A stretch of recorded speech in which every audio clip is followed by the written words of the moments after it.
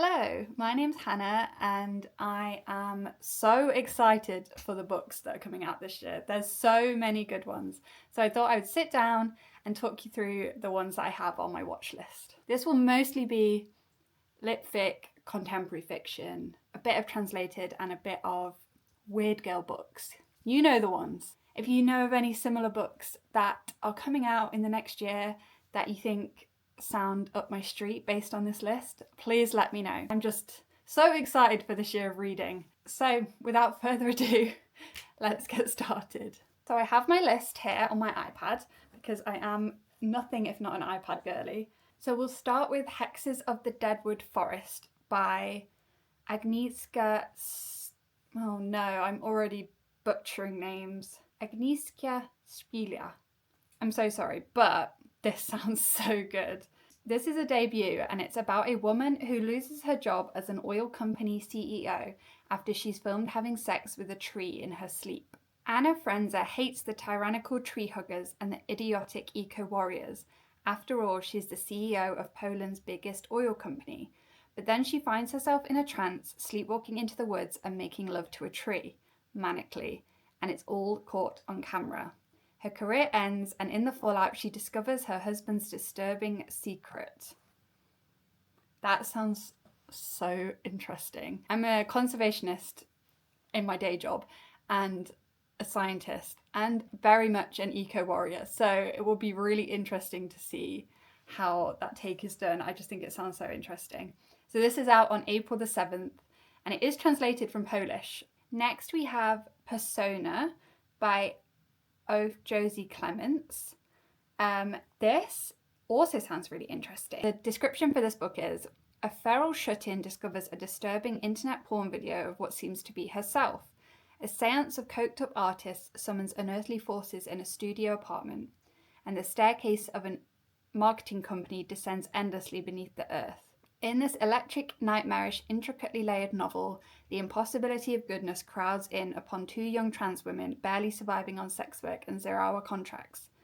Below the familiar evils of capitalism and the bottomless depths of internet culture, a darker horror awaits.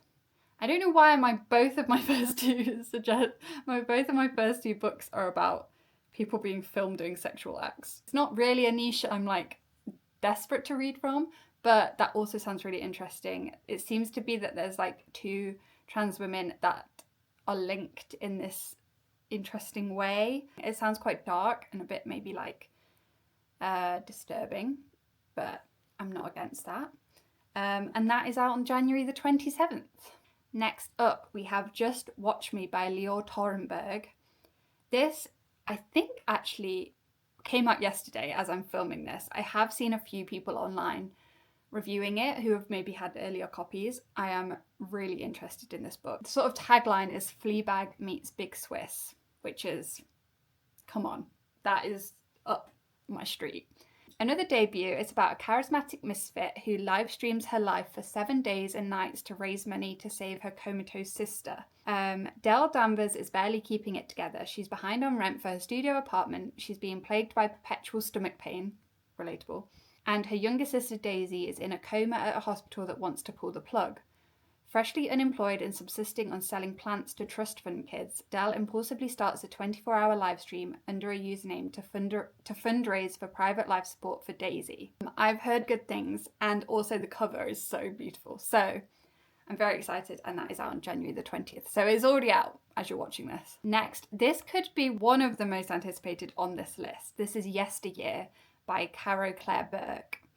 This sounds so good. This is about a traditional American woman, a beautiful wife and mother who sells her pioneer lifestyle of raw milk and farm-fresh eggs to her millions of social media followers. I guess think Ballerina Farm, anyone? Suddenly, she awakens cold, filthy, and terrified in the brutal reality of 1805, where she must unravel whether this living nightmare is an elaborate hoax, a twisted reality show, or something far more sinister. I feel like I'm saying interesting a lot, but tell me that doesn't sound so interesting. I'm really, really into that idea. I love deep diving into trad wife. It's obviously a very charged topic at the moment. I like deep diving into these sort of fundamentalist traditional roles and how they are sold as one thing, but there's like a darker underbelly to it. And I think this will hopefully be a really interesting look into that. And that is out on April the 7th. Next up, this is one I haven't heard anything about, as in I've not heard anyone talk about this, but it's called The Renovation by Keenan Orhan. The premise for this is a woman discovers that her bathroom has been remodeled into a prison cell where she is an unlikely inmate in the surreal novel of exile, grief, memory, and migration. In Italy, Dilera spends her days caring for her aging father and her hypochondriac husband.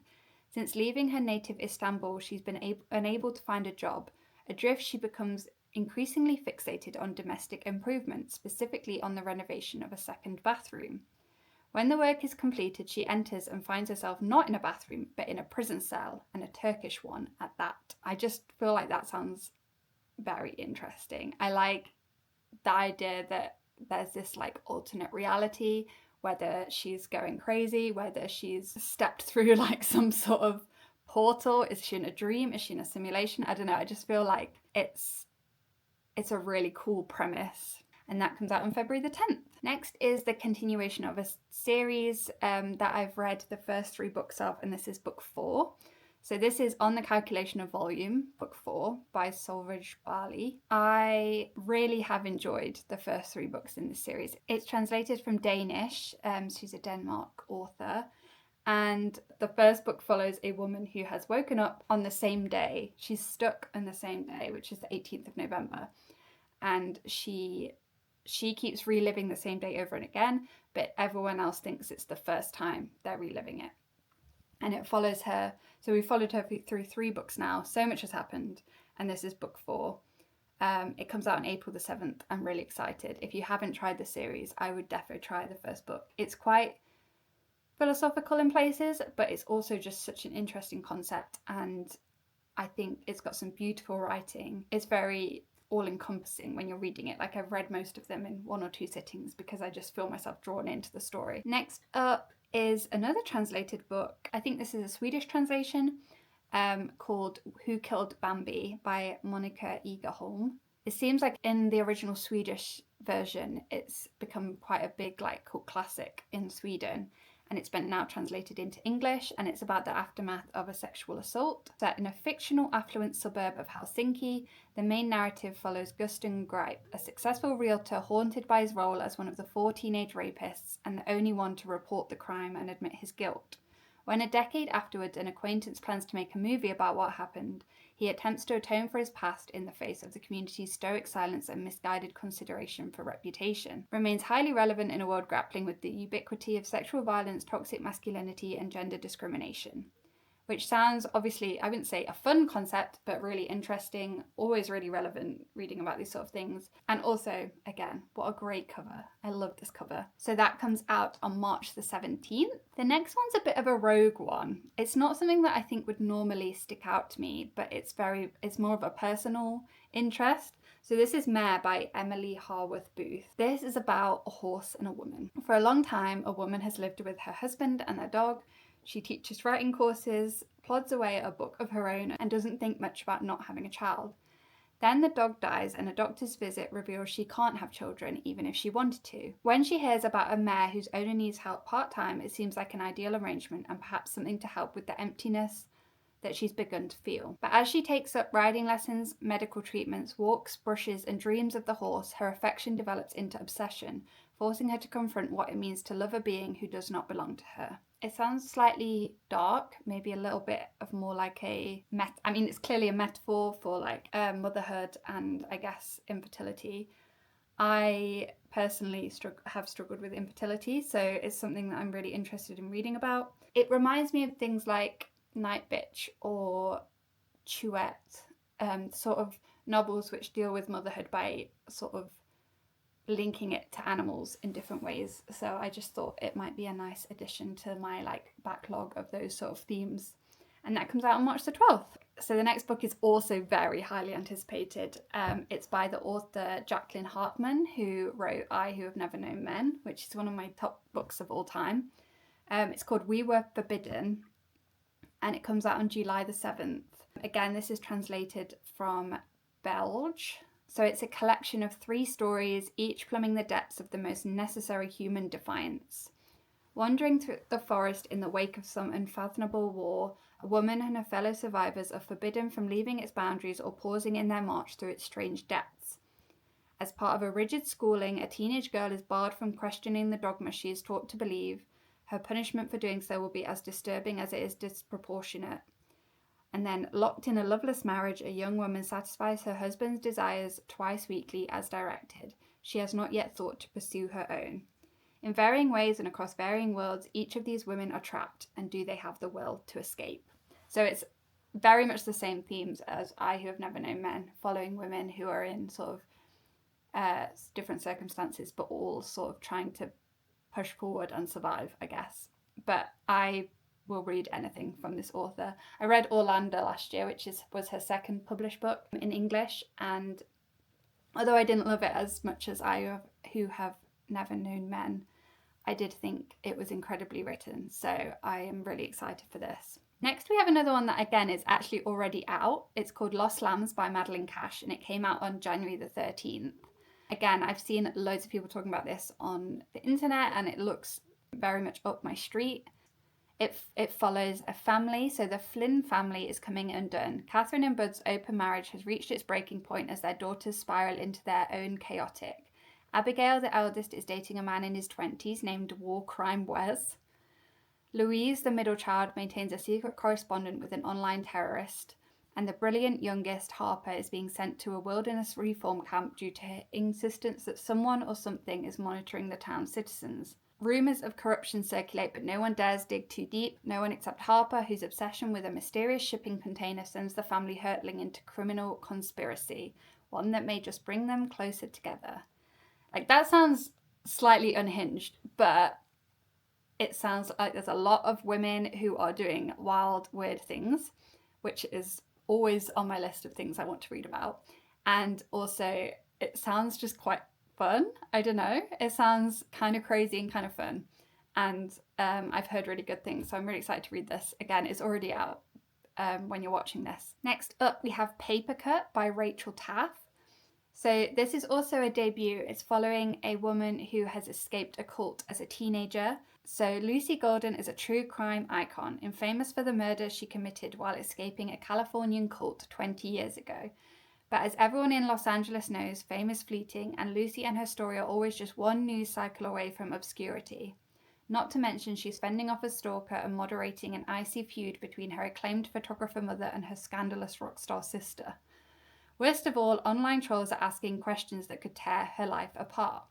So when a hotshot documentarian makes her case the subject of his next film, Lucy sees a chance to silence any doubters once and for all. But as filming begins, she must return to the California desert and come face to face with a cast of players from her torrid history. Of course, the past is never what it seems, and long-buried secrets soon collide with present-day threats. I am big into cults. That sounds weird. I'm not into cults. I find them very interesting. I've read a lot of books, both like memoirs and non-fiction, as well as fiction about cults. I find it so fascinating. I think anyone is a few degrees away from joining a cult. Like, I don't think anyone can judge anyone who's been in a cult because of the ways they're intrinsically designed to like prey on people. I won't go down a cult rabbit hole right now, but as soon as cult is in a book description, my ears are on. Next up, we have For Human Use by Sarah G. Pearce. This is also a bit of twisted, weird, unhinged concept. Modern dating is dead. Finding a human connection online has become impossible. Enter Live, a dating app that matches people with dead bodies. Somehow it has taken the world by storm. Millions of users are convinced that life with a corpse presents a better alternative to conventional relationships. Flailing against Liv's popularity, venture capital superstar Tom Williamson, whose company is funding Liv, isn't buying it, mostly because dating an embalmed cadaver, let alone monetizing it, is obscene. With Liv's user base growing by the day, the need for cadavers rapidly increases. Humanity might not want to connect with other living, breathing people anymore, but they do want to connect with something. What could go wrong? Literally, what the hell? I have to read it immediately.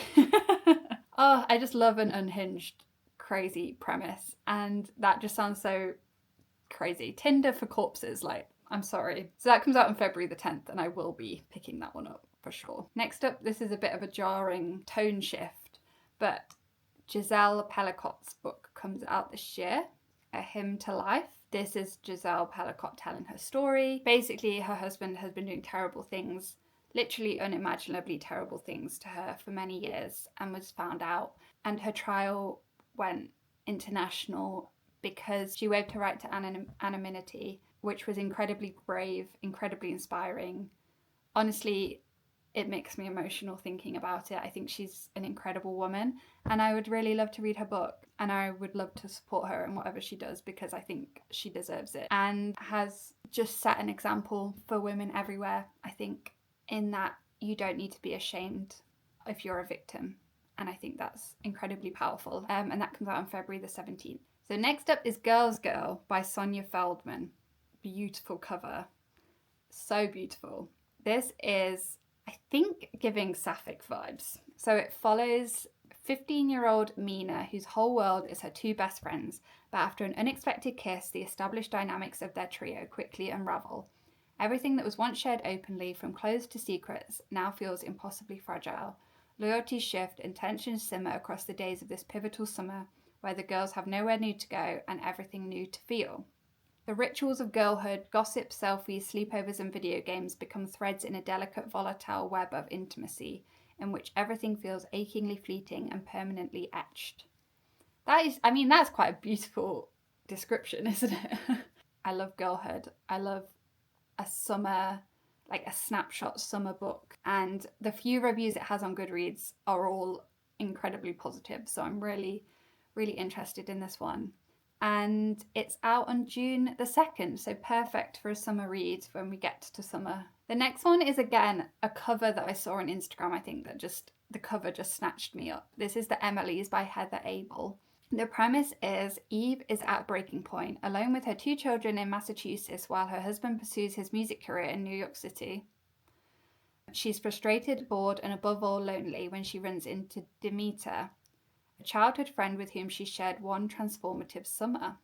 Demeter is as beautiful and charismatic as Eve remembers, but she's also distraught. Her daughter, like a growing number of others, young and old, cannot go outside during the day, and no one knows why.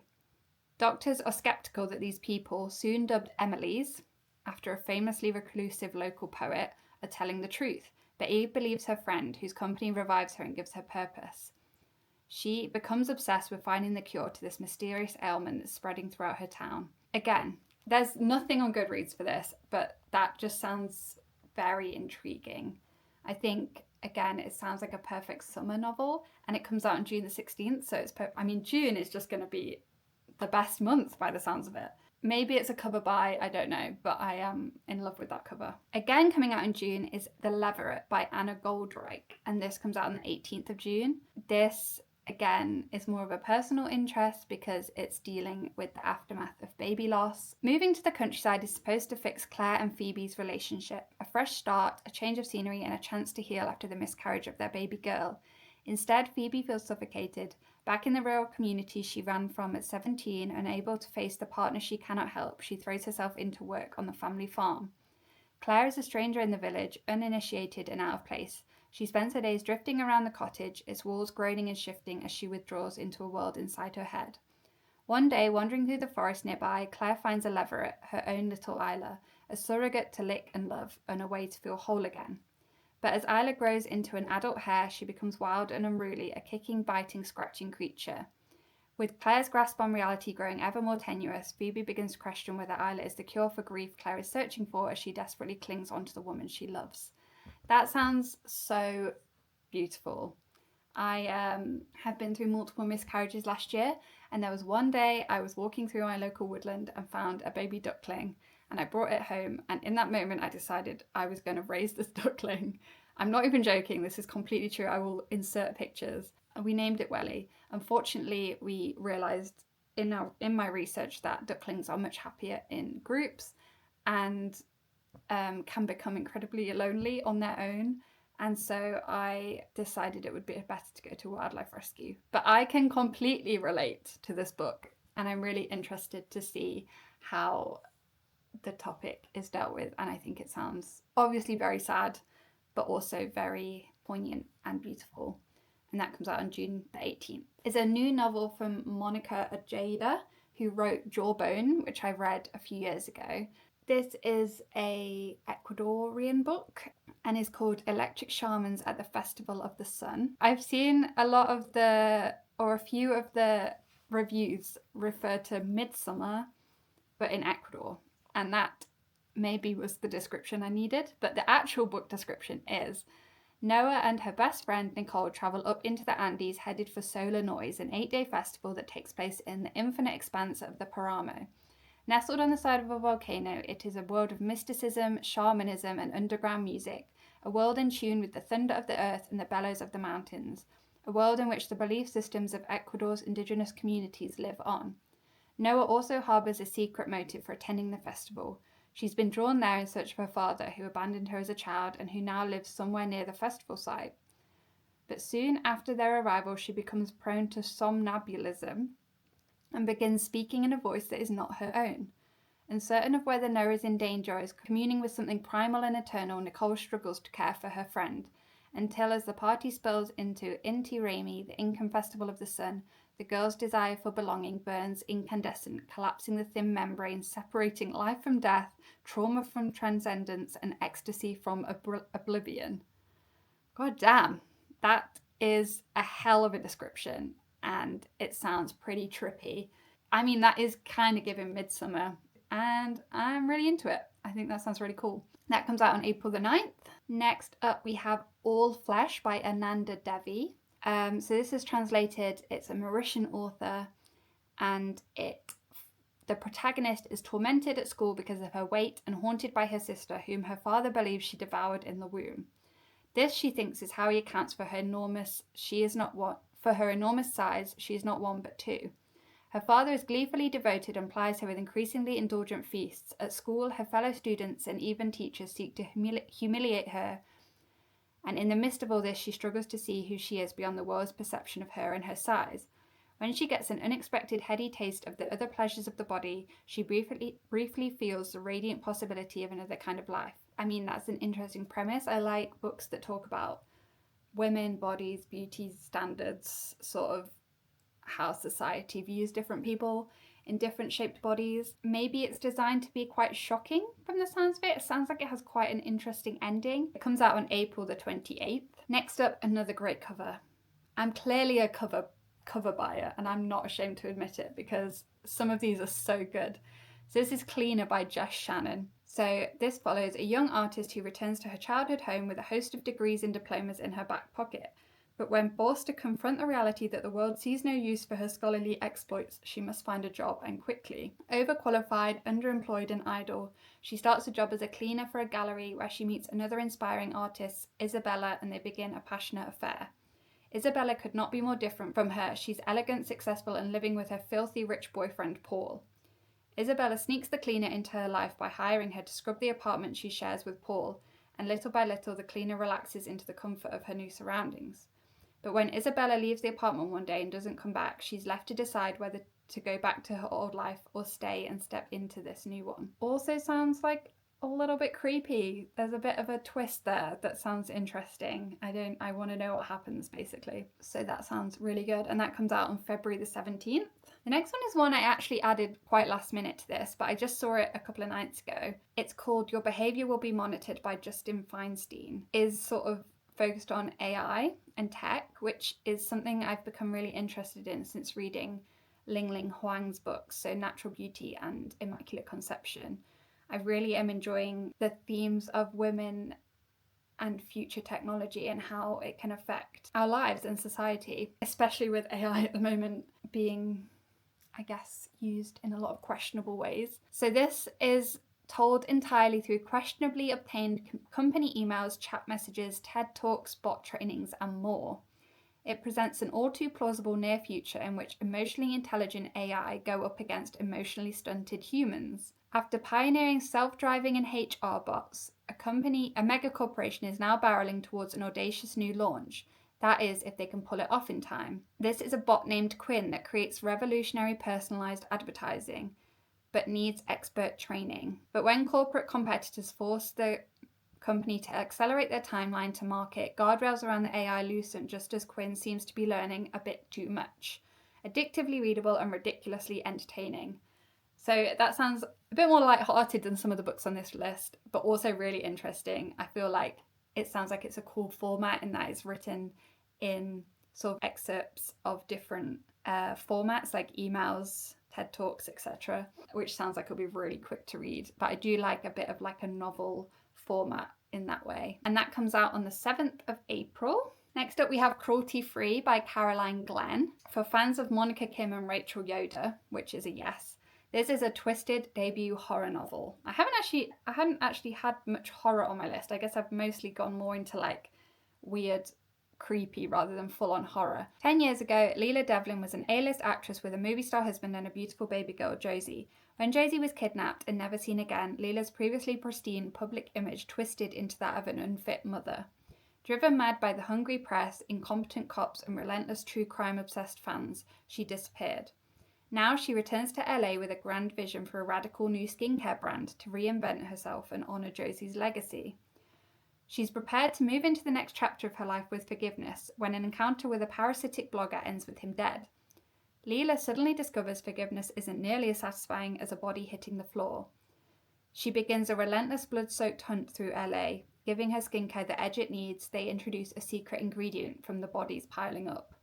As the company's success skyrockets and Leela begins unravelling the truth behind her daughter's kidnapping, her murderous side hustle threatens the life she's painstakingly rebuilt. I like an unhinged woman. I like a woman recovering from grief or being quite toxic. I mean, I guess a murderer is pretty toxic. And it sounds with the link to like the beauty industry and how people will go to any lengths for these like beauty standards.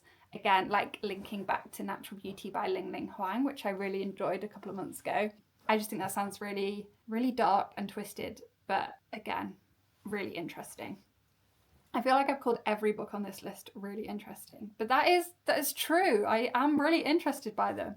That comes out on February the 3rd. Another horror novel, we're in the horror section of this list, is Tradwife by Saratoga Schaefer. Similarly to Yesteryear, another book looking into the tradwife movement and how, I guess, the dark side of these sort of traditional influences.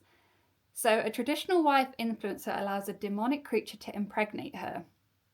So every tradwife needs a baby. She'll get one at any cost. When Camille Deming isn't cooking, cleaning, or homesteading in her picture-perfect country farmhouse, she's posting about her tradwife lifestyle for her online followers. She takes inspiration from other tradwives on social media, aspiring to be like them, but she's missing the key, a baby. And contrary to what she posts online, things with her husband have been strained. When Camille discovers a mysterious decrepit well in the wheat field behind her house, she makes a wish for a baby. Afterwards, she has an unsettling experience that she convinces herself are angelic in nature, and when she's visited one night by a strange creature, her wish comes true.